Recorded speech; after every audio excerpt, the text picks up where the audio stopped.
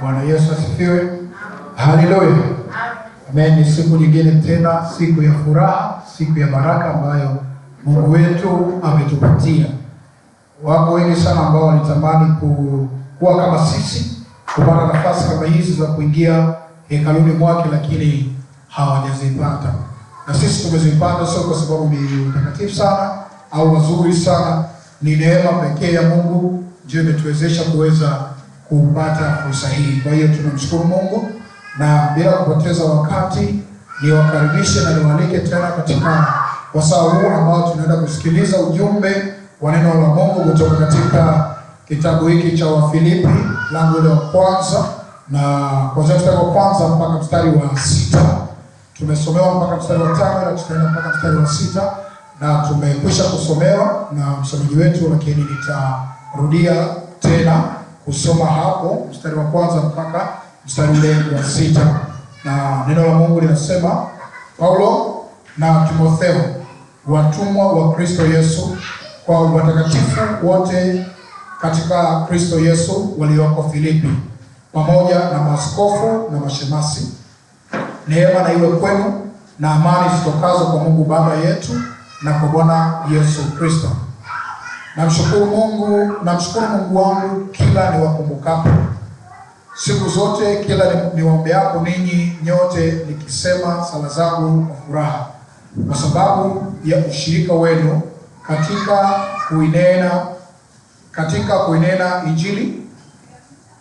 Samahani, mstari wa 5. Kwa sababu ya ushirika wenu katika kuieneza Injili tangu siku ile ya kwanza hata leo hivi. Mstari wa 6.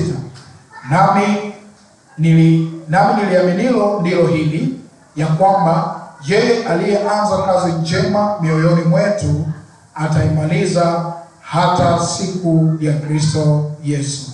Baba yetu, tunakushukuru tena kwa ajili ya wakati huu. Naomba Bwana neema yako ikawe nasi, ukatuongoze, ukanitumie kama chombo, lakini pia ukatusaidia wote tuweze kuelewa haya ambayo umeyakusudia tuweze kujifunza siku ya leo kwa ajili ya utukufu wa jina lako. Ni katika jina la Yesu Kristo naomba na kuamini. Amen. Bwana Yesu asifiwe sana. Tumekuwa tukijifunza kwa muda mrefu kwa habari za kuwa na ushirika na Mungu. Tumekuwa tukijifunza, mchungaji amekuwa akitupitisha katika somo hili, na kuna wakati pia mtumishi wa Mungu Akembe naye alitufundisha ndani ya somo hili kwa habari ya Bwana ni bendera yangu. Tumejifunza vitu vingi kutoka katika kitabu kile cha Kutoka, lakini katika vitabu vingine mbalimbali tumekuwa tukijifunza habari za kuwa na ushirika na Mungu. Na leo tutaendelea kujifunza kwa habari za kuwa na ushirika na Mungu, lakini leo tutaongozwa na ujumbe unaosema nguvu ya ushirika. Nguvu ya ushirika. Bado tuko mle kwenye kuwa na ushirika na Mungu, lakini leo tutaangalia habari ya nguvu ya ushirika, hasa ushirika wetu sisi na sisi. Ushirika una nguvu gani? Hichi ndio kitu ambacho tutaenda kukiangalia siku ya leo, na tutachukua muda mrefu sana hapa, tutajifunza haya mambo. Sasa kwa kuanza kabisa, tungeanza kujua labda ushirika ni nini. Ni maneno ambayo tumekuwa tukiyatumia, na pengine hata hii maana si ngeni kwako, lakini kwa sababu ya mtiririko wa somo, acha tuangalie kwa ufupi ushirika ni nini. Ushirika ni ile hali ya watu wawili au zaidi ya wawili kuja pamoja na kufanya vitu kwa pamoja, kwa kushirikiana na kwa kukubaliana. Bwana Yesu asifiwe sana. Ushirika ni ile hali ya watu wawili au zaidi kuja pamoja na kufanya vitu kwa pamoja kwa kushirikiana, na zaidi sana hasa kwa kukubaliana, kwamba kuna vitu ambavyo watu wanakuwa wamekubaliana kwamba tuvifanye hivi, na wanavifanya pamoja kwa kushirikiana. Bwana Yesu asifiwe sana. Sasa ninaposema pamoja, sio lazima kwamba eti sasa labda tumekubaliana tusafishe kanisani, basi kila mtu lazima sasa ashike fagio afagie pale nilipofagia mimi. Hapana. Tunaweza tukakubaliana. Ndio maana nimesema kwa kukubaliana, kwamba kama tuko watatu tumekuja kusafisha kanisa, basi tunaweza tukakubaliana, labda mtu mmoja atakuwa akimwaga maji ili kuondoa vumbi, mwingine atakuwa akifagia, mwingine atakuwa akifuta viti. Kwa hiyo unaona hivi kazi moja tumeifanya kwa pamoja, lakini kwa kugawana majukumu. Si ndivyo? Sasa huu ndio unaitwa ushirika. Lakini tofauti na hapo haiwezi kuwa ushirika. Kama ikitokea labda mimi tumekubaliana tusafishe kanisa, alafu mimi nikija hapa nimekaa tu chini, wenzangu wanasafisha, mimi nimekaa, huo unakuwa sio ushirika. Au wenzangu wanasafisha, mimi ninachafua, huo unakuwa sio ushirika. Bwana Yesu asifiwe sana. Amen. Lakini pia ushirika hauji tu kwa ghafla. Ushirika hauji kwa ghafla. Ushirika unakuja unasababishwa na mahusiano. Yaani ili pawepo na ushirika ni lazima kwanza pawepo na mahusiano. Hakuna namna watu wanaweza wakafanya vitu kwa pamoja, kwa kushirikiana, kwa kukubaliana kama hawana mahusiano hawa watu. Haiwezekani. Ni lazima kwanza watengeneze mahusiano kati yao, na ndipo sasa waweze kufanya vitu kwa pamoja. Na ndio maana hata wakati ule nikikumbuka somo ambalo tumejifunza, moja kati ya masomo tuliojifunza kwa habari ya kuwa na ushirika na Mungu, tulifundishwa kutoka katika kitabu kile cha waraka wa kwanza wa Yohana, mlango ule wa kwanza, tulisoma mlango wote. Ukiangalia mtiririko uliokuwa pale mpaka kufikia kwenye hatua ya ushirika, ni lazima kwanza kuwa na mahusiano. Yaani lazima hao watu waanze kufahamiana. Maana yake ni kwamba ili sisi tuweze kuwa na ushirika na Mungu, ni lazima kwanza tuwe na uhusiano kati yetu sisi na Mungu. Kuwa na uhusiano maana yake ni kwamba sasa yawezekana watu walikuwa mbali kabisa, walikuwa hawafahamiani, sasa wanakuja wanafahamiana. Si ndivyo? Na uhusiano wetu tulionao kati ya sisi na Mungu ni ule uhusiano wa Baba na Mwana. Sisi tu watoto wa Mungu, Mungu ni baba yetu. Na Yesu Kristo anatufundisha katika ile sala ya Bwana ambayo tumekuwa tukiisema, anakiwaambia wanafunzi wake, bali ninyi msalipo salini hivi: Baba yetu uliye mbinguni. Lakini Wagalatia pia mlango ule wa 4 mstari wa 5 ametuonesha vizuri kabisa kwamba tumekuwa watoto wa Mungu, na tumekuwa watoto wa Mungu kupitia mwanae Yesu Kristo ambaye alikufa msalabani akatupatanisha. Leo asubuhi tumejifunza kwa habari za kupatanishwa. Akatupatanisha wakati tulipokuwa mbali na Mungu, wakati tulipokuwa maadui na Mungu, Yesu Kristo akaturudisha kwa kutupatanisha sisi na Mungu, na tangu hapo tumekuwa watoto wa Mungu. Kwa hiyo tumekuwa na nini? Tumekuwa na mahusiano. Sasa baada ya kuwa na mahusiano, tunakuwa na ushirika. Kama nilivyosema, ushirika ni ile hali ya watu wawili au zaidi kuja pamoja. Maana yake tunakuwa tunakutana mara kwa mara. Bwana Yesu asifiwe sana. Lakini pia kupitia Yesu Kristo huyu sasa sisi sasa, na sisi wanadamu kwa wanadamu tumeweza kutengenezewa nini? Uhusiano tena. Na ndio maana tunaitwa kaka na dada katika Kristo Yesu. Mlango ule wa 10 kwanza mstari wa 29 na wa 30 inatueleza vizuri kwa habari za huu ushirika, kwa habari za uhusiano. Petro alimuuliza Yesu, tumeacha vyote tukakufuata wewe, je, tutapata nini?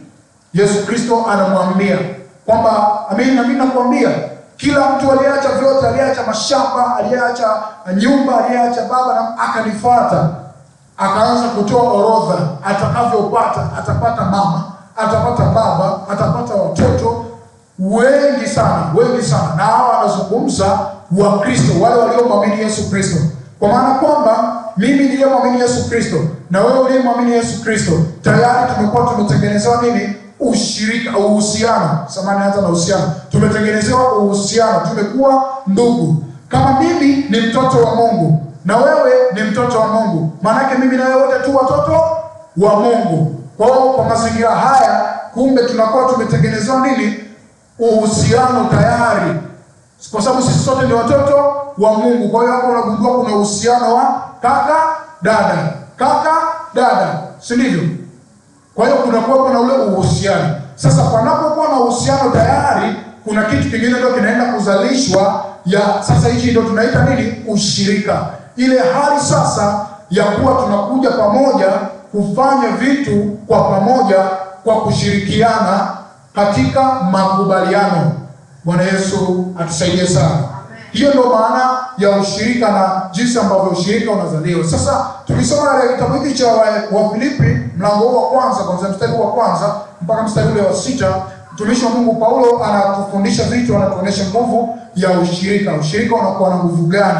Kwa sababu ya ule uhusiano ambao tayari umekuwepo. Ushirika unakuwa na nguvu gani? Tukisoma kwanza mstari ule wa kwanza kabisa, jambo la kwanza kabisa ambalo tunaweza tukaliangalia kama nguvu ya ushirika, kwamba ushirika unatusababisha, unatufanya tuwatambue wengine katika huduma. Ushirika hutufanya au hutusababisha tuwatambue wengine katika huduma. Angalia mstari jinsi Paulo anavyoanza huu waraka kwa kusema kwamba Paulo na Timotheo. Paulo na Timotheo, alafu anasema watumwa wa Kristo Yesu. Yaani Paulo anamtambua Timotheo kama mshirika mwenzake, kama mfanyakazi mwenzake katika huduma aliyopewa kwa Yesu Kristo. Anamtambua. Na alipotaja Paulo na Timotheo akatumia neno watumwa, akaunganisha, akatumia wingi, watumwa wa Yesu Kristo. Yaani mimi Paulo pamoja na huyu Timotheo ni watumwa wa Yesu Kristo. Na kumbuka Paulo anaandika hii barua, anaipeleka katika kanisa la Filipi. Kuna watu wengine wanaenda kusoma, sio Timotheo alikuwa anapelekewa hii barua, ni watu wengine. Kwa hiyo watu wale waliokuwa wanaipokea hii barua, mtumishi wa Mungu Paulo alikuwa anataka watambue kwamba Paulo hakuwa anafanya kazi ya Mungu peke yake. Kuna washirika wengine ambao wanaifanya hii kazi kwa pamoja. Na kwa kuweka kabisa bayana, anamtambulisha Timotheo kwamba sifanyi hii kazi peke yangu, niko na mtumishi mwingine ambaye ni Timotheo. Mara nyingi imekuwa ni changamoto kwa makanisa ya leo. Wakati mwingine viongozi wetu wamekuwa ni vigumu sana kuweza kuwatambulisha watumishi wengine katika kazi. Kumekuwa na hali ya ubinafsi. Kila mtu anataka yeye ndio aonekane anafanya kazi ya Mungu zaidi kuliko wengine. Hii haikuwa kwa mtumishi wa Mungu Paulo. Sasa hii sio tu kwa watumishi, lakini hata sisi washirika kuna wakati tumekuwa na ubinafsi kwenye vitu tunavyovifanya. Tunaweza tukafanya vitu tunataka sisi peke yetu ndio tuonekane kuwa tunafanya hivyo vitu. Hatuwashirikishi na wengine, hatuelezi na wengine kwamba kuna kitu tukifanya kwa pamoja ili tuweze kuleta matunda kwa pamoja. Kumekuwepo na matukio mengi sana. Mtu mmoja anaweza akapewa agizo, labda bwana waambie wenzako tufanye 1 2 3. Lakini hawaambii wenzake, anataka afanye peke yake. Haya, kuna vikundi vya kwaya au vikundi vya kusifu na kuabudu. Kuna mtu katika kikundi hicho anataka yeye peke yake ndio awe anaonekana bora kuliko wengine. Na hii imekuwa changamoto kubwa sana. Nimeshuhudia sana matukio kama haya. Yaani kila kitu anataka afanye yeye, kila nini afanye yeye, kila nini afanye yeye. Hataki hata kuelekeza wengine wafanye. Watu wengine anaogopa pengine watamshinda au watamzidi. Hii ni changamoto. Sasa tunapozungumza kwa habari ya ushirika, watu ambao tumekuja pamoja, ushirika una nguvu. Na nguvu mojawapo ya ushirika inatufanya tuweze kuwatambua wengine katika huduma. Yaani pale ambapo Mungu ametuita tuweze kutumika, kuna mtu mwingine pia ameitwa atumike katika sehemu hiyo hiyo. Kwa hiyo sasa ushirika, kwa sababu tunatambua ni pale watu wanapokuja pamoja, kutumika pamoja, inatufanya tuwatambue hawa wengine. Sio kuwatambua tu kwa majina, kuwatambua kwa maana ya kwamba na wao wanaifanya kazi kama hii. Bwana Yesu asifiwe sana. Paulo hakumtambua Timotheo tu kwa jina, mtaje tu jina naye ni mtumishi. Anasema watumwa wa Kristo Yesu. Yaani huyu Timotheo na mimi wote tunatumika, wote tunafanya kazi ya Bwana. Na hii anaifanya kwa makusudi, kwa sababu wakati huu Paulo anaandika hii barua alikuwa ni mfungwa, yuko gerezani, alikuwa amefungwa, lakini bado ana ule moyo wa kuendelea kumtumikia Mungu. Anawaandikia Wafilipi hii barua, na Filipi ilikuwa ni kanisa. Anawaandikia hii barua ili watambue kwamba yawezekana mimi nikashindwa kuja huko moja kwa moja kwa sababu ya mazingira, lakini kuna watu wengine wanaweza wakaja wakaifanya kazi ile ile kama niliyokuwa nikifanya mimi. Ndicho mtumishi wa Mungu Paulo anachotaka kutuambia hapa au kutufundisha katika kitabu hiki cha Wafilipi kwa habari ya nguvu ya ushirika. Bwana Yesu asifiwe sana. Na sasa tujitafakari sisi binafsi ni kwa namna gani tumewatambua wengine katika huduma. Ni kwa namna gani? Je, tumekuwa binafsi? Je, hatukutaka kuwafanya watu wengine na wao watumike katika sehemu zile ambazo tunatumika? Je, kuna wakati tumepewa taarifa tuzifikishe kwa wenzetu ili tufanye kazi kwa pamoja, tuweze kuikamilisha kazi ya Mungu? Hatukufanya hivyo. Tujitafakari. Nguvu ya ushirika inatufanya tuwatambue wengine. Ndio maana inaitwa ushirika. Hakujawahi kuwa na ushirika wa mtu mmoja. Hakujawahi. Inakuwa imepoteza. Yaani kama kuna ushirika alafu mtu anafanya peke yake, alafu anasema ushirika, huo sio ushirika.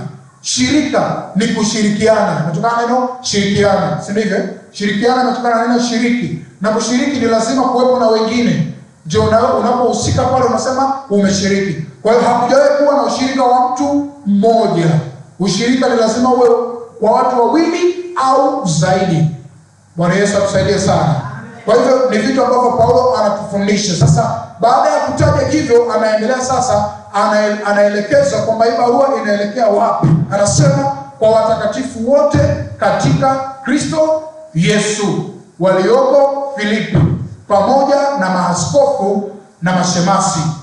Kwa hiyo Paulo anaendelea kutambua watu wengine. Kwanza amemtambua yule ambaye anafanya naye kazi bega kwa bega katika huduma ile ile. Lakini anatambua na wale wengine ambao pia wako katika ushirika, kwa maana kwamba na wao ni watu waliomwamini Kristo kama yeye alivyomwamini Yesu Kristo. Anasema na watakatifu wote katika Kristo Yesu. Amewataja kabisa walioko Filipi. Watakatifu wako maeneo tofauti, lakini barua yake hii alikuwa ameielekeza Filipo moja kabisa. Filipi moja kwa moja kabisa.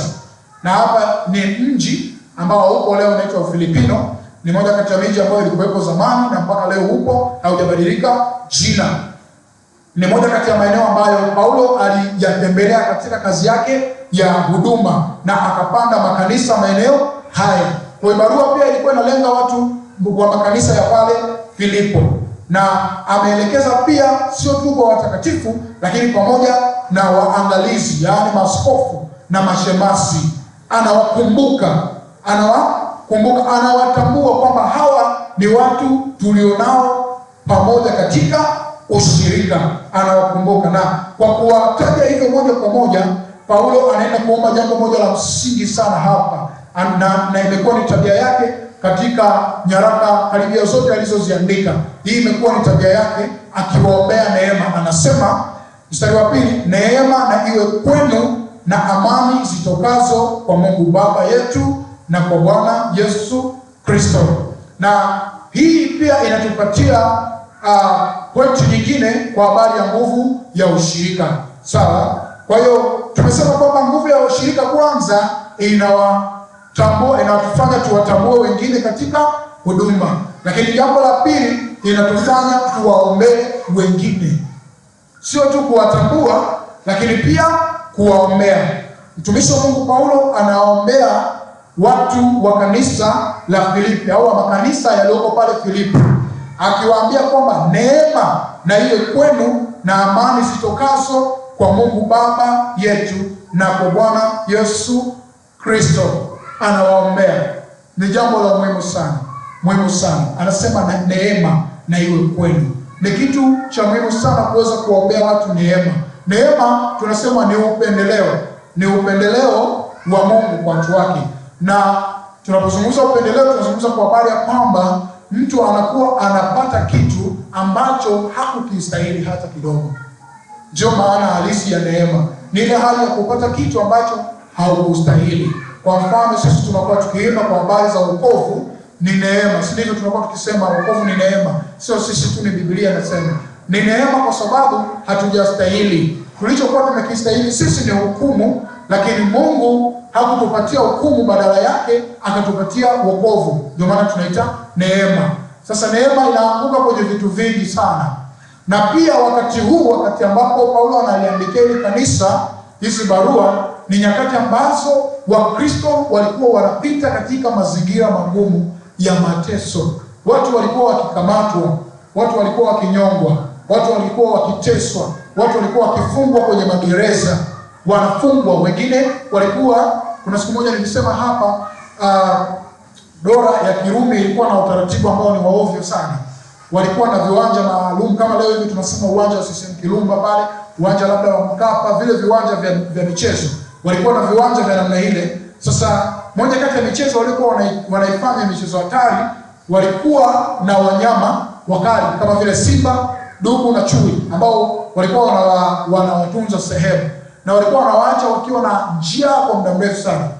Na baada ya hapo walikuwa wanachukua wale wafungwa, walikuwa wanakamatwa kama wafungwa kwa namna tofauti, wanawaleta katika huo uwanja.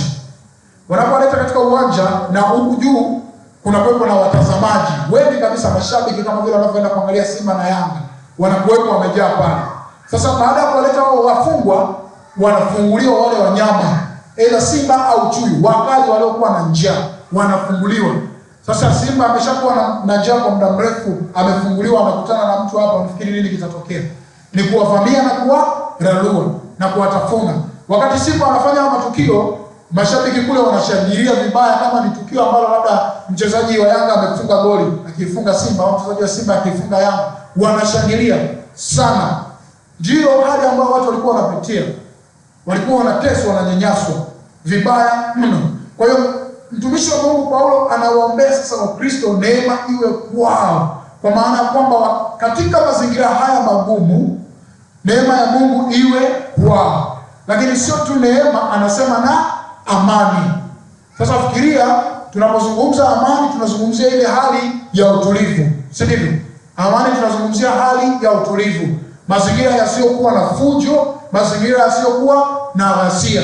Na tukumbuke wakati huu Wakristo walikuwa wanapitia mateso. Kwa hiyo unagundua kwamba fujo ilikuwa ni kitu cha lazima kuwepo, kwa sababu walikuwa wanateswa na hawakuwa na nguvu ya kukataa mateso, maana serikali ndio inayofanya hivyo. Ni kama hivi leo, miezi kadhaa nyuma, siku hizi kidogo hizo taarifa hazivumi sana, lakini bado zinaendelea, kilichokuwa kinatokea hapo Nigeria. Wakristo walikuwa wakikamatwa, wanachinjwa hadharani, wanapigwa risasi hadharani. Katika mazingira hayo, watumishi wa Mungu wanawaombea Wakristo namna ile amani. Lakini amani inayoombwa sio amani itokayo kwa mwanadamu, kwa sababu amani itokayo kwa mwanadamu wakati huu haiwezekani. Wakati unapopitia changamoto, unapopitia mateso, amani itokayo kwa mwanadamu haiwezi kufanya kazi. Lakini Paulo anasema amani itokayo kwa Mungu Baba. Amani zitokazo kwa Mungu, yani neema na amani zitokazo kwa Mungu Baba yetu na kwa Yesu na kwa Bwana Yesu Kristo.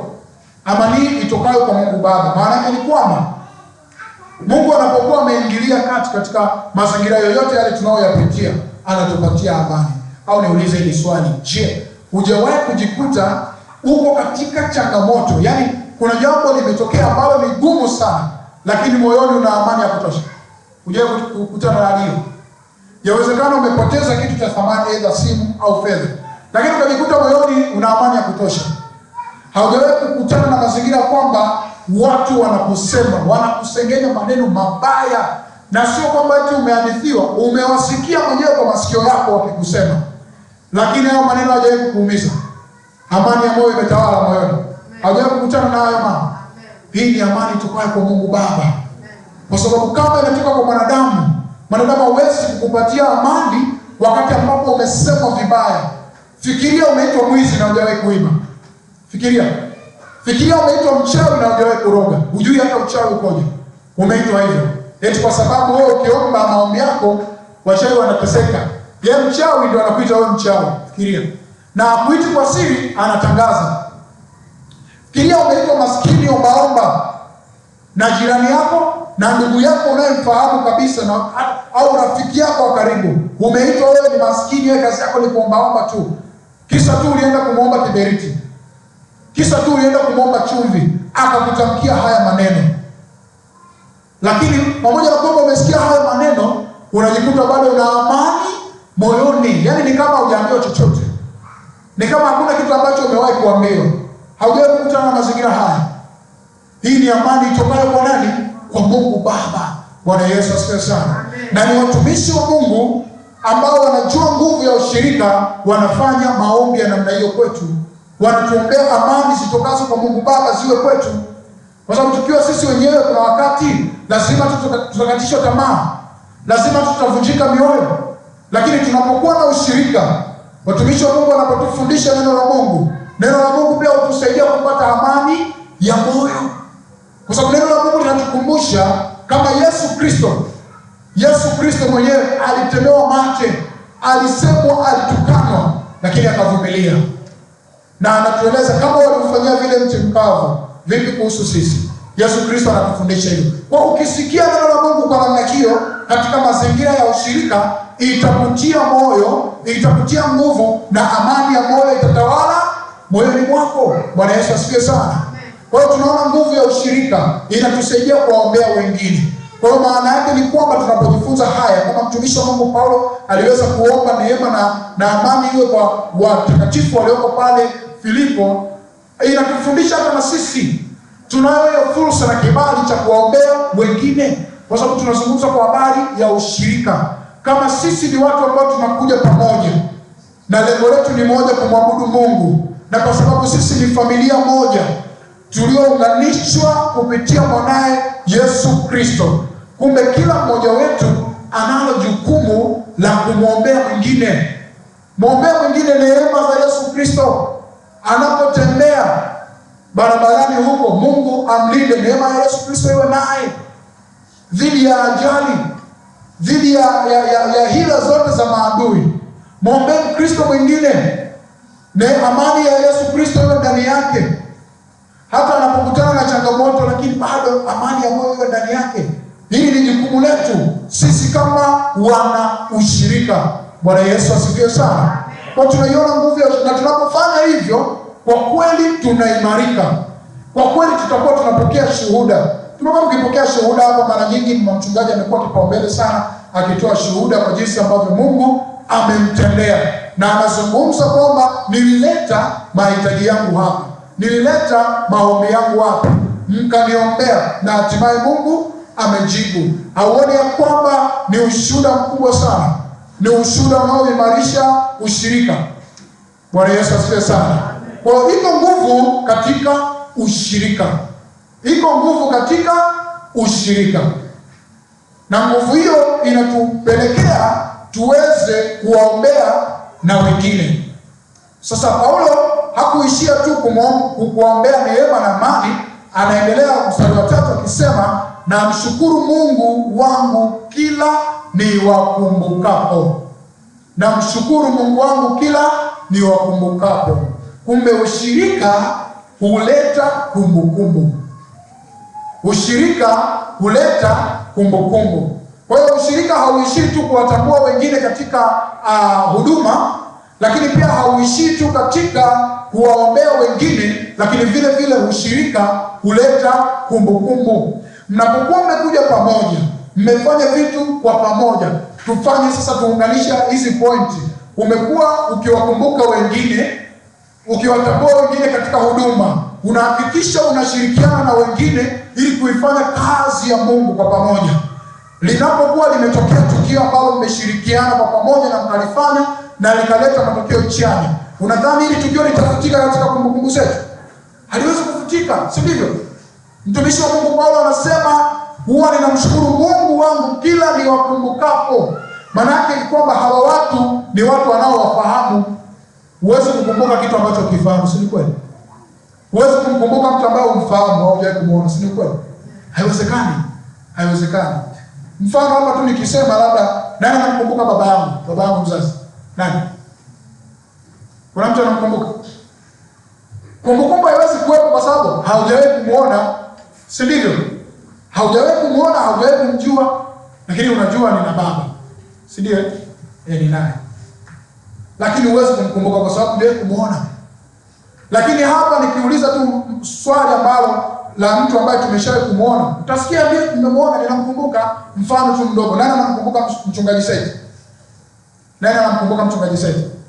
Tunamkumbuka. Kwa nini? Kwa sababu tumeshawahi kufanya kumuona, si ndivyo? Na tunaweza tukamkumbuka kwa lipi? Kwa lipi tunaweza tukamkumbuka nalo? Tunaweza kumkumbuka kwa sababu tulipokuwa na ushirika pamoja alituhubiri hapa. Si ndivyo? Tunakumbuka mchungaji Seti hapa alituhubiri. Akatufundisha mambo makubwa, mambo mazuri ambayo alitutia moyo wakati ule. Tunakumbuka kwa sababu tulikuwa na nini? Na ushirika. Tulikuja pamoja, tukakubaliana kumwabudu Mungu pamoja kwa kushirikiana. Kwa kushirikiana, kuna watu walituongoza katika kutuimbisha nyimbo tukaimba, lakini mchungaji Seti alituhubiria. Ni makubaliano, maana haiwezekani kila mmoja wetu akaja akahubiri, si ndivyo? Lakini tunakubaliana kuna mmoja wetu atatuongoza katika kutuhubiria, wengine tutasikiliza ujumbe kutoka kwa Mungu. Ni ushirika. Kwa hiyo mazingira hayo yanatengeneza nini? Kumbukumbu. Nguvu ya ushirika inatengeneza na tusaidia kutengeneza nini? Kumbukumbu. Kukumbuka matukio ambayo tumeyafanya kwa pamoja. Bwana Yesu atusaidie sana. Kama hatuna ushirika, tutawezaje kusema kwamba tunakumbuka somo tulilofundisha siku fulani wakati hatujakutana? Ni kitu ambacho hakiwezekani. Lakini tunapokuwa tumekutana, tumehubiriwa, tunakumbuka tulichofundishwa. Si ndivyo? Mfano mimi nilitoa mfano wakati naanza pale, mtumishi wa Mungu wa Kembe, mchungaji alianza somo hili kwa kutufundisha habari za kuwa na ushirika na nini? Na Mungu. Ningekumbuka nini nisingekuwepo kwenye ushirika? Unagundua nisingeweza kukumbuka, si ndivyo? Lakini kwa kuwa nimekuwepo, ninakumbuka. Ninaamini kabisa na wewe unakumbuka vipo vingi ambavyo unakumbuka tulivyofundishwa. Ninakumbuka mtumishi wa Mungu wa Kembe alisimama akituhubiria kutoka katika kitabu kile cha Kutoka, ule mlango wa 16 kama sijakosea. Ametufundisha kwa habari ya Bwana ni bendera yangu. Ninakumbuka. Kwa nini? Kwa sababu tumekuwa na nini? Na ushirika. Sasa hii kumbukumbu sio tu kukumbuka eti kwamba tulikuwa na tukio fulani. Mtumishi wa Mungu Paulo, yeye anakumbuka kwa kuwaombea watu. Na anasema ninamshukuru nini? Mungu. Ninamshukuru Mungu wangu kila niwakumbukapo. Kwa hiyo maana yake ni kwamba ushirika unaleta kumbukumbu. Na zile kumbukumbu zinatufanya tuwe na mioyo ya shukrani. Zile kumbukumbu zinatufanya tuwe na mioyo ya nini? Ya shukrani. Tunamshukuru Mungu, hakika Mungu ulifanya hili jambo. Kwa mfano, nitoa mfano hai ambao tunao bado ni mbichi kabisa. Kila wakati tunapokumbuka tukio la mtumishi wa Mungu hapa Mangi, kweli alitusukumi tumshukuru Mungu kweli. Tukifikiria jinsi ambavyo kwanza tuliwaza sisi kama binadamu kwamba kweli haiwezekani. Nilijiweka mimi pembeni, nikimzungumzia Mange mwenyewe. Maneno aliyokuwa akisikia kwa watu, jinsi walivyokuwa wakisema kwa wewe hamna utoboi, hautoboi. Mama pia naye alivyokuwa akisikia nani hamna mtoboi. Lakini kanisa kwa ujumla na mimi nikiwemo sasa tumesikia mengi, si ndivyo? Lakini Mungu amefanya, si ndivyo? Kwa kushirikiana pamoja tumeomba na Mungu amefanyaje? Amefanya. Tukikumbuka hilo tukio, je, hatusukumwi kuwa na mioyo ya shukrani kwa ajili ya hili? Si lazima tumshukuru Mungu. Tunasema Mungu asante kwa sababu umefanya. Tutasema Mungu asante kwa sababu umeweza kujidhihirisha kwamba wewe ni Mungu unayeweza. Tunasema Mungu asante kwa sababu wewe ni Mungu unayejibu maombi. Si ni ukweli? Hii ni nguvu ya ushirika. Tunapokuwa tunakuja pamoja, inatusaidia kuweza kufanya vitu kwa pamoja, kwa kutambua huduma ya wengine, kwa kutambua ya kwamba wengine wako na lazima tuwaombee. Inakuja kututengenezea matukio ya kumbukumbu na hatimaye inatujengea mioyo ya nini? Ya shukrani. Bwana Yesu asifiwe sana. Kwa hiyo wapendwa katika Kristo Yesu, kitu ambacho ningependa kwa hasa hapa, sisi sote lazima tutengeneze hii tabia ya kuthamini ushirika, kwa sababu iko nguvu katika nini? Ushirika. Na tunathaminije? Ni lazima tuwatambue wengine katika huduma. Tuwatambue tu, sio kwa majina yao. Sizungumzii kutambua kwa majina tu, ninazungumzia kutambua katika kuingiza katika vitendo ya kwamba huyu mtu ana huduma hii, anaweza kufanya hiki kitu. Acha tushirikiane kwa pamoja, tuifanye hii kazi ya Mungu pamoja. Na kwa ziko changamoto na mambo mbalimbali ambayo yanatokea, basi lazima tuthamini ushirika kwa kutoa na muda wetu kuweza kuombeana sisi kwa sisi. Mwombee na mwingine, mwombee na mwingine, mwombee jirani yako, mwombee ndugu yako, tumwombee mchungaji tu. Yaani tuwe na hizi tabia, na haya yote yatatutengenezea kumbukumbu ambazo zitatufanya tuwe ni watu wa shukurani. Bwana Yesu asifiwe sana. Haiwezekani kwamba Mungu ametufanyia mambo makubwa halafu tusishukuru. Lakini wakati mwingine lazima tutajikuta tumekosa mioyo ya shukurani kwa sababu yale aliyoyafanya Mungu. Tunajikuta wakati mwingine sisi hatujahusika, hatujawaombea watu, hatujafanya nini, lakini Mungu ametenda. Kuna wakati mwingine tunashawishika kuwa wabinafsi hata kumshukuru Mungu kwa sababu tunaona hatujafanyaje, hatujashiriki katika kile kitu, si ndivyo? Lakini tujenge hizi tabia kwa sababu iko nguvu katika nini? Ushirika. Mtumishi wa Mungu Paulo hajaishia hapo, anasema katika mstari wa 4, anasema siku zote kila niwaombeapo ninyi nyote nikisema sala zangu kwa furaha. Kuna kitu kikubwa sana hapa ambacho mtumishi wa Mungu Paulo anatufundisha, nguvu ya ushirika. Nguvu ya ushirika kupitia mstari wa 4, kwa nchi nyingine tunayoipata ni kwamba ushirika unatufanya tufanye mambo yote kwa furaha. Ushirika hutufanya tufanye mambo yote kwa furaha.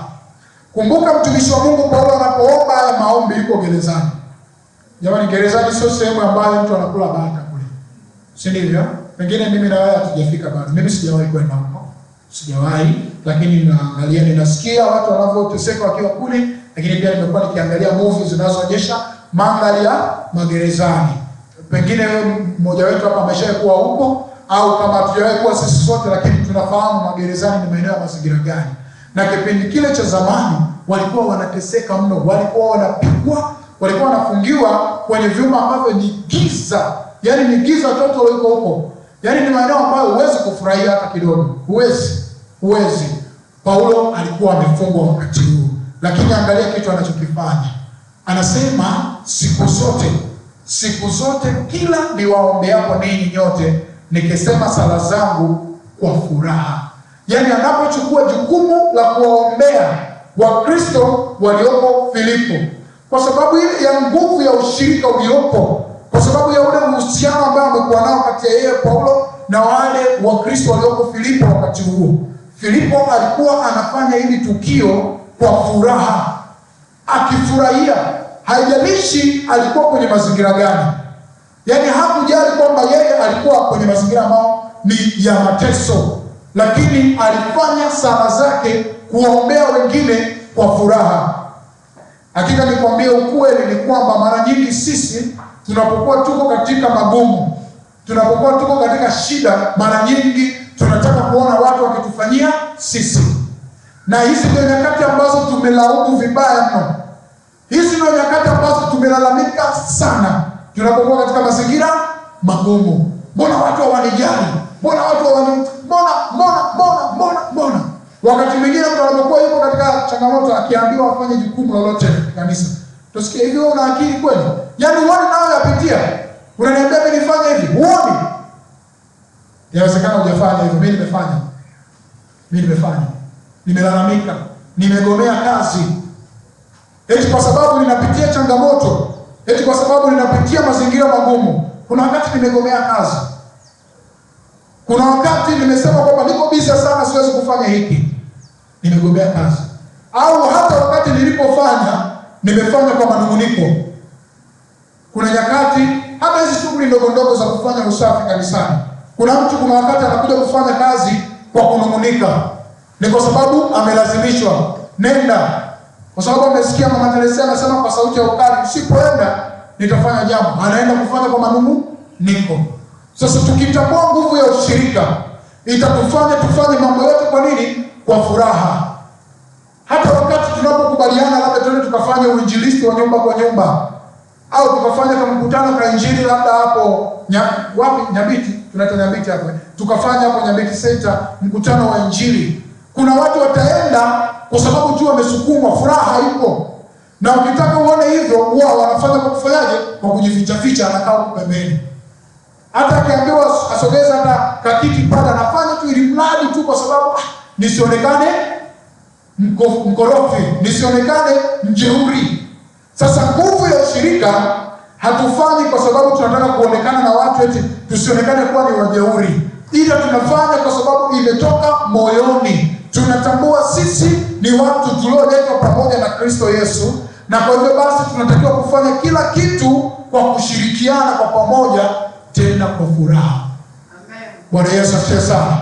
Ukifanya kitu chochote kile kwa furaha, ninakueleza ukweli, utakifanya katika ubora usiokuwa wa kawaida. Kuna wakati tumefanya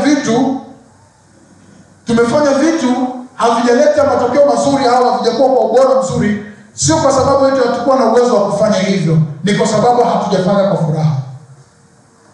Huu ni uhalisia. Kuna wakati tu kuna vitu tumevifanya ni kwa sababu hatujafanya kwa nini? Kwa furaha. Na wakati wote au nyakati zote unapofanya kitu pasipokuwa na furaha, hauwezi kukifanya vizuri. Wakati wowote. Hii ninazungumza uhalisia. Iwe katika biashara, unapoifanya biashara pasipokuwa na furaha, huwezi kutia nguvu na jitihada za kuweza kuhakikisha unapata wateja kwenye biashara, si kweli?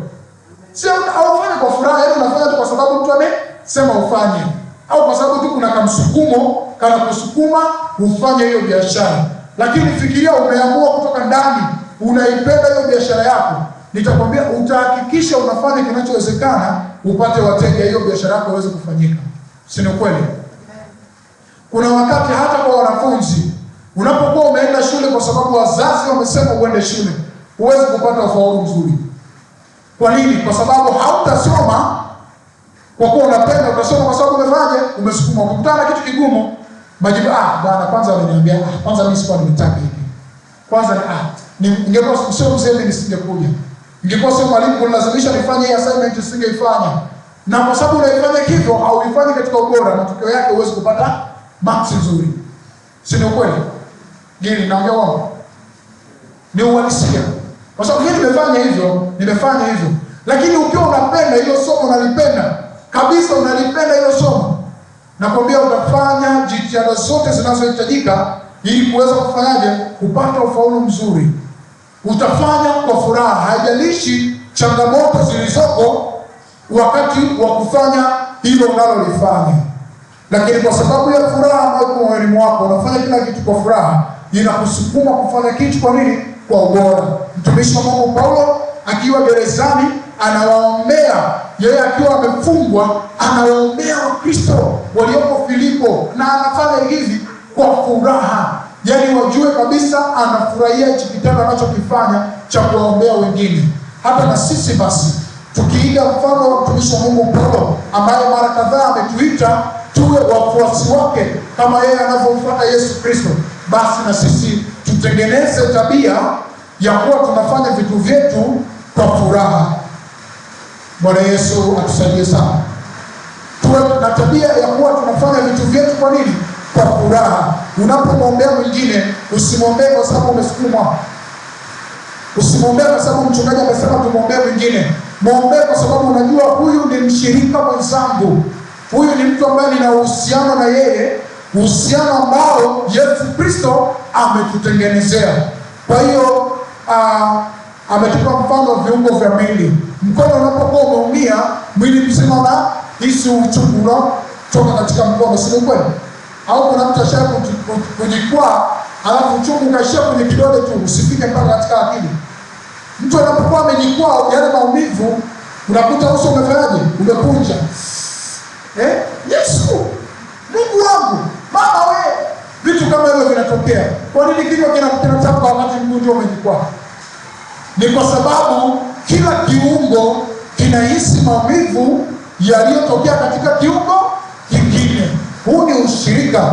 Na kwa mfano huo, sisi kama kanisa pia, kwa kuzingatia nguvu ya ushirika, basi tunapaswa kutambua haya. Ili sasa tunapofanya chochote tunachokifanya, tukifanye kwa furaha. Bwana Yesu asifiwe sana.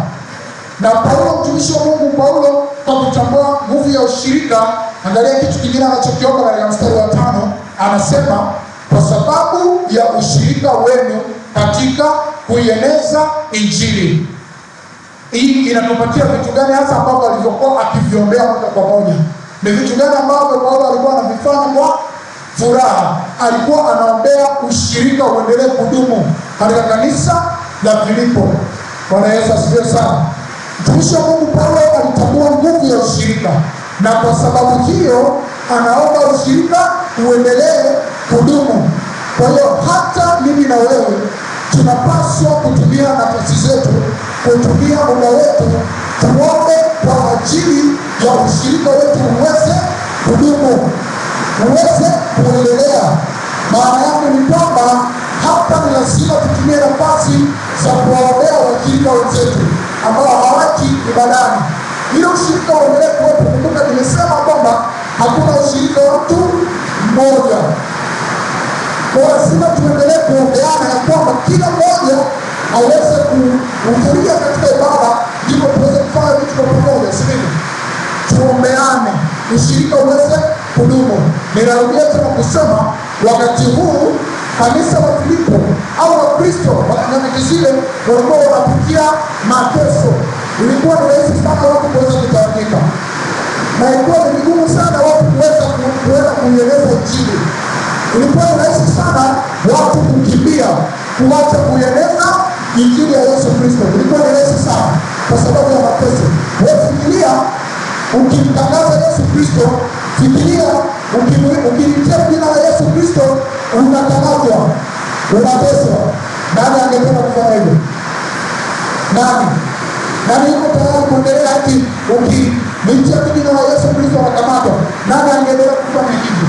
Kwa magundua ilikuwa ni rahisi sana watu kuweza kukimbia, kuacha kufanya kazi ya Mungu.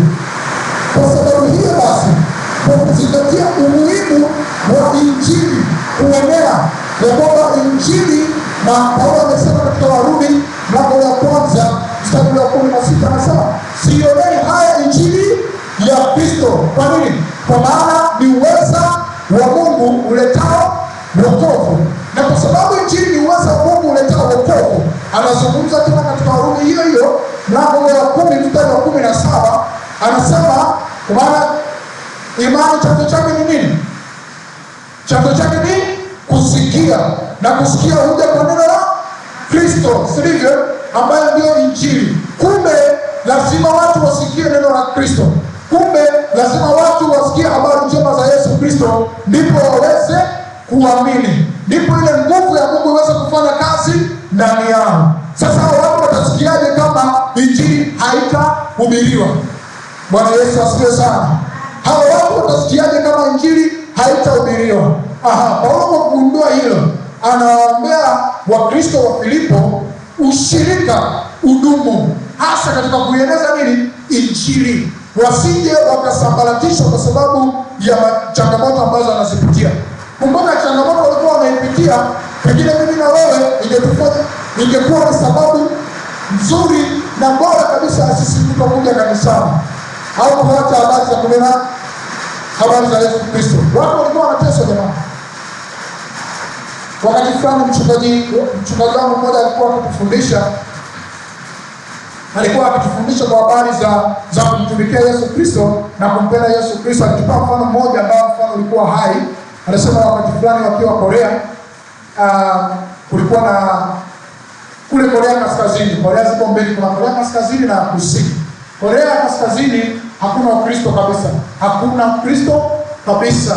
Yaani kule ukitaja tu neno Yesu ndio tiketi yako ya kupelekwa kwa Baba. Sasa kulikuwa na kanisa moja ambalo walikuwa wanafanya walikuwa wanaabudu kwa siri sana. Walikuwa wanaabudu kwa siri sana, na kulikuwa na mtavita sana kipindi kile. Na hasa watu ambao walikuwa wanapeleka Injili ni wa Korea kutoka huku kusini, wakawa wanapeleka kule kaskazini. Sasa kanisa moja wakiwa wanafanya huduma, wakiwa wanaabudu huko nje, huko kulikuwa na mavita yalikuwa yanaendelea huko. Mabomu tu yanalipuka kama hivi leo kule Iran mabomu yanavyoendelea kulipuka. Au nilete mfano hai kipindi kile cha maandamano, zile bastora zilizokuwa zikipigwa tumesikia sasa hivi. Pengine wengine tumeshuhudia tu zikipigwa. Ilikuwa ni mazingira hatari sana. Sasa watu wakiwa kanisani wakiwa wamejificha, wanajeshi wawili wakaingia katika lile kanisa wakiwa wameshika bastora zao. Wakaingia, wakapita mpaka mbele kabisa, wakakutana na msalaba kama huu, wakautoa, wakauweka hapo chini. Alafu wakasema kwamba mtu yoyote anayetaka kuishi, ambaye anataka kuendelea kuwa hai, au kanyagikanyage wa msalaba, yaani kwa lugha rahisi, amkatae Yesu Kristo. Mchungaji anatuambia mchungaji ambaye alikuwa anahubiri ndio alikuwa wa kwanza kukanyaga wa msalaba. Alikanyaga akatoka zake, na washirika wengine wakakanyaga wakaondoka zao. Walibaki watu wawili tu. Mzee mmoja ambaye alikuwa na umri mkubwa, miaka zaidi ya 70. Miaka zaidi ya 70, na nafikiri ni umri mkubwa zaidi, maana alikuwa hawezi kukimbia wala kufanya nini. Na katoto kamoja kadogo kabisa kalikuwa na umri wa miaka 5. Ninakumbuka kile alichotufundisha, alichotushuhudia huyo mchungaji. Anasema baada ya watu wote kukimbia kuondoka, wale wanajeshi walienda kwa yule bibi kumuuliza, wewe uogope kufa, kwa nini hujakanyaga msalaba uondoke? Yule bibi alisema maneno machache sana. Alisema, tangu nikiwa mdogo nimemjua Yesu Kristo, alivyonipigania mimi, alivyopigania ndugu zangu na jamaa zangu, siwezi nikapana leo kwa sababu ya kufa. Niko tayari kufa kwa ajili ya nani? Ya Yesu Kristo. Niko tayari, kwa hiyo siogopi. Kama ni kufa tu, acha nife. Wakamgeukia yule mtoto mdogo kumuuliza, kwa nini wewe hujakanyaga msalaba uondoke? Kwa sababu kulikuwa na watoto na wengine walikanyaga wakakimbia. Akasema, na mimi pia nimefundishwa habari za Yesu Kristo. Nimefundishwa habari za Yesu Kristo. Kwa hiyo niko tayari, kama kufa katika umri wangu mdogo, niko tayari kufa kwa ajili ya Yesu Kristo. Ninajua wakati huo hapo na uelewa mkubwa zaidi, lakini alichojua kwamba Yesu alikufa kwa ajili yake. Kama Yesu alikufa kwa ajili yake, kwa nini amkataa? Hakumkataa. Kumbe wale wanajeshi walikuwa ni Wakristo. Walikuwa wanataka kuokoa baadhi ya watu. Sasa wasingeweza kuokoa kanisa zima, maana ni wengi. Wakatumia hii mbinu.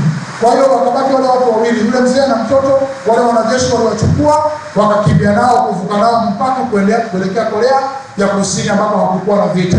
Lakini kabla hawajafika mbali, wakaanza kusikia milipuko, bastola zikiendelea kupigwa mita chache tu. Kwa hiyo maana yake ni kwamba mchungaji anatuambia kwamba wale waliokuwa wametoka kanisani wakakimbia, walikutana na hizi bastola, ziliwapiga, ziliwaangamiza.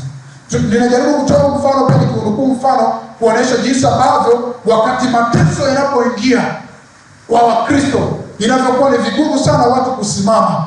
Mara nyingi watu wengi hukimbia, ni rahisi sana. Na ndio maana mtumishi wa Mungu Paulo analiombea kanisa la Filipo kwa habari ya ushirika wao, hasa katika kueneza nini? Injili. Kwa hiyo nguvu ya ushirika inatufanya tuweze kuendelea kuombea ushirika wetu ufanyaje? Udumu.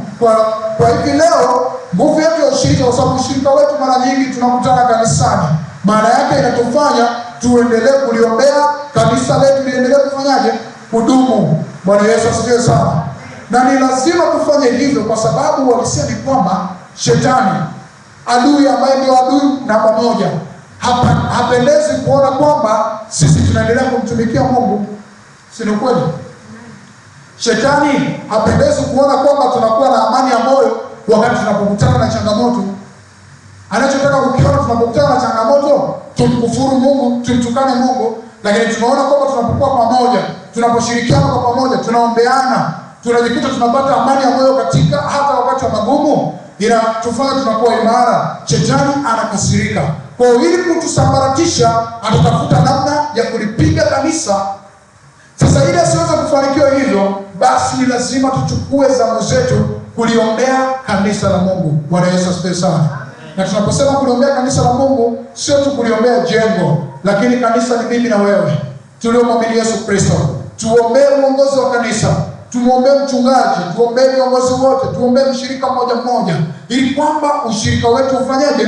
Uweze kudumu. Bwana Yesu asifiwe sana. Tunaona nguvu ya ushirika. Mtumishi wa Mungu Paulo anatufundisha iko nguvu katika ushirika. Na kwa sababu hiyo basi, kwa sababu ushirika una nguvu, na nguvu hii inatuwezesha kuweza kuwatambua wengine katika huduma. Lakini hatuishii tu kuwatambua wengine katika huduma, bali inatusaidia pia tuwaombee wengine. lakini pia inatufanya tuweze kuwa na mioyo ya shukurani kwa sababu ya matukio ya kumbukumbu ambayo tunayakumbuka, ambayo tumeyafanya yote kwa pamoja au yaliyotokea kwa pamoja. Bwana Yesu asifiwe sana. Mfano mwingine rahisi ni kwamba labda tumeenda kuhubiri Injili sisi kama kanisa, aidha kwa kwenda wote kwa pamoja au kwa kuwatuma baadhi ya watu wakaenda, sisi tukaendelea kuwaombea watu kadhaa kule, au mtu mmoja amemwamini Yesu Kristo. Hivi kweli hatutakuwa na mioyo ya shukrani kumshukuru Mungu kwa ajili ya haya? Si lazima tutamshukuru Mungu, si lazima tulitukuze jina la Mungu. Bwana Yesu asifiwe sana. Lakini pia nguvu ya ushirika inatufanya sisi tuweze kufanya mambo yote kwa furaha, bila kujali tunapitia changamoto gani, bila kujali tunapitia mazingira gani, bila kujali hicho kitu inawezekana kuwa ni kigumu kiasi gani, lakini kwa sababu tunakifanya kwa ajili ya ushirika wetu, tutakifanya kwa furaha. Mtumishi wa Mungu Paulo aliwaombea wa Filipi akifurahi hata wakati alipokuwa gerezani. Lakini vile vile ushirika unatufanya tuweze kuombea ushirika wetu sasa uweze kudumu. Bwana Yesu asifiwe sana. Hebu chukua muda wako mzuri kuweza kuendelea kutafakari haya. Ni mara ngapi umewatambua wengine? Ni mara ngapi umewashirikisha wengine katika kazi ya Mungu ili tuifanye kazi ya Mungu pamoja? Endelea kutafakari, ni mara ngapi umewaombea wengine kwa furaha? Ni mara ngapi umemshukuru Mungu kwa ajili ya yale ambayo ameyatenda? Kama bado hujafanya au umekuwa ukifanya kwa uvivu, basi tambua ya kwamba unachofanya hakijengi ushirika. Basi tuweze kubadilika na tuanze kuwa na tabia za kushirikiana na tabia za kuwaombea wengine. Bwana Yesu atusaidie sana, ili sasa tuweze kudumisha huu ushirika wetu uendelee kudumu. Lakini ni mara ngapi umefanya vitu kwa furaha? Ni mara ngapi umefanya vitu kwa kukosa furaha? Umefanya kana kwamba umelazimishwa. Kama ni mara nyingi umefanya, au hata kama ni mara chache, basi imetupasa kuomba toba, Mungu atusamehe kwa ajili ya haya, alafu tuanze kufanya vitu vyetu vyote kwa furaha kwa sababu ya ushirika tulionao. Bwana Yesu atusaidie sana. Ni mara ngapi umechukua nafasi yako, umechukua muda wako kuliombea kanisa? Si tu pale ambapo tunatangaziwa maombi kanisani kwamba tuombe kwa ajili ya nini? Kanisa. Sio tu hivyo, hatuzungumzii tu hivyo. Hata unapokuwa peke yako. Mtumishi wa Mungu Paulo alikuwa peke yake gerezani. Alikuwa peke yake, lakini hakuacha kuwakumbuka wa Filipo kila wakati. Hakuacha. Na hakuwa kumshukuru Mungu kila wakati. Hakuacha kuendelea kuombea ushirika wao. Hakuwa anafanya hivi mara tu walipokuwa wanakutana, hapana. Hakuwa anafanya hivyo. Alikuwa anafanya wakati ambapo yuko mbali. Na kwa kusisitiza sasa kitu ambacho kimemsukuma kufanya haya yote, hali akijua ya kwamba kanisa linapitia mazingira magumu. Ni ukweli huu ambao unasomeka katika mstari wa 6, anasema nami niliaminilo ndilo hili, ya kwamba yeye aliyeanza kazi njema mioyoni mwenu ataimaliza hapo siku ya Kristo Yesu. Bwana Yesu asifiwe sana. Amekuwa na imani kwa Mungu, kwa sababu Mungu ndiye aliyeanzisha hii kazi, basi ataitimiliza. Amekuwa na imani hiyo. Je, tuna imani ya kwamba Mungu ataendelea kulitunza kanisa lake mpaka mwisho? Je, tuna imani hiyo? Na kwa sababu Paulo amekuwa na imani hii imemsukuma kuona umuhimu wa ushirika. Imani yake kwa Mungu ya kwamba Mungu aliyeanzisha kazi katika mioyo ya Wakristo walioko pale Filipo ataimaliza ile kazi, imemsukuma kuwaombea, kwa sababu anajua kabisa pamoja na kwamba Mungu yuko kati yetu, lakini bado kuna nyakati anaruhusu tuweze kupitia majaribu, si ndivyo? Sasa majaribu wakati mwingine yanakuwa ni magumu sana kutuchukua, lakini tunapokuwa tumeombewa, tunapokuwa tumeombeana, nguvu ya Kristo inakuwa kwetu. Roho Mtakatifu anakuwa anatusaidia kuweza kuyashinda yale majaribu. Bwana Yesu asifiwe sana. Na hatimaye tunaendelea kudumu siku hata siku. Je, tunazo imani hizi ya kwamba Mungu aliyeanzisha kazi katika kanisa hili la hapa Nyamuge atakwenda kuimaliza? Kama tuna imani hiyo, basi ni jukumu letu kuhakikisha tunaombeana. Ni jukumu letu kuhakikisha tunaifanya kazi, sio tu kuisha kuombeana, lakini kila mmoja wetu afanye majukumu ambayo amepatiwa, au wakati mwingine umepatiwa. Kwa sababu kuna wakati mwingine tunasubiri mpaka tuambiwe ndio tufanye. Lakini katika kufanya kazi ya Mungu kuna nyakati unapoona kuna kitu hiki kiko hivi na kiko ndani ya uwezo wangu kukifanya. Usisubiri mpaka uambiwe. Chukua hatua, ukifanya, ukiweke sawa, alafu kazi ya Mungu inaendelea kuwa salama. Bwana Yesu atusaidie sana. Basi Mungu atubariki sana kwa ajili ya neno lake takatifu, na ni maombi yangu ya kwamba tutaendelea kufanya tafakari ili kwamba tuone nguvu ya ushirika katika maisha yetu, ya kwamba iko nguvu katika ushirika, ili sasa tuchukue hatua za kuwakumbuka wengine, za kuwatambua wengine katika huduma, tuchukue hatua za kuwaombea wengine, tuchukue hatua za kufanya kila kitu kwa furaha, tuchukue hatua za kuendelea kuliombea kanisa letu, hadi tukiamini kwamba Kristo aliyeianzisha kazi mioyoni mwetu ataikamilisha. Tuombe. Baba yetu na Mungu wetu, tunakushukuru kwa ajili ya nafasi ya pekee ambayo umetupatia. Tumeweza kusikia neno lako kutoka kwako kwa habari ya nguvu ya ushirika. Mungu wetu, nashukuru hata kwa baraka ya mvua ambayo umetunyeshea muda mfupi uliopita. Ni kwa sababu tu Mungu umetupenda sana na ndio maana umefanya haya yote. Lakini hata wakati huu Bwana ambao tumesikia mwisho wa kusikiliza ujumbe kutoka kwako, ni maombi yangu kwamba ukatusaidie. Tumekwisha kusikia, lakini naomba ukatusaidie tuendelee kufanya tafakari katika mioyo yetu, lakini zaidi sana ukatusaidie kuweza kuleta na kuweka katika utendaji kila jambo ambalo umetufundisha, Bwana. Kwa sababu sisi wakati mwingine ni wepesi sana kusahau yale ambayo Mungu unatufundisha. Wakati mwingine kwa makusudi, lakini wakati mwingine si kwa makusudi. Mungu, ninachoomba Bwana tusaidie. Ikiwa tunafanya kwa makusudi, ukatusaidie tuweze kubadilika, ukabadilisha mioyo yetu ili tuweze kuwa na tabia za kupenda kufanya yale unayotufundisha kama unavyotuamuru katika maneno yako. Tusiwe wasikiaji tu wa neno, bali tuwe watendaji wa neno. Lakini wakati mwingine tunafanya si kwa kukusudia, bali Mungu ukatusaidie Bwana, hata hizo sababu zinazoinuka kutusababisha ili tusiweze kufanya yale unayotufundisha Bwana zisipate nafasi. Roho Mtakatifu ukasimame na kila mmoja wetu Bwana, ukatusaidie ili kwamba neno lako lichukue nafasi katika maisha yetu, nasi tudumu tukiyaishi haya unayotufundisha katika maisha yetu, ili tukawe ushuhuda mzuri kwa jamii inayotuzunguka, kwa wapendwa wetu, kwa ndugu zetu, ili kwamba kupitia sisi nao wakaweze kuja katika ushirika huu katika kumwamini Yesu Kristo. Ukisifu na tukufu jina lako, maana Mungu umestahili. Ni katika jina la Yesu Kristo aliye Bwana na Mwokozi wa maisha yetu, ni mambo haya yote na kuamini. Amen. Amen. Mungu awabariki sana.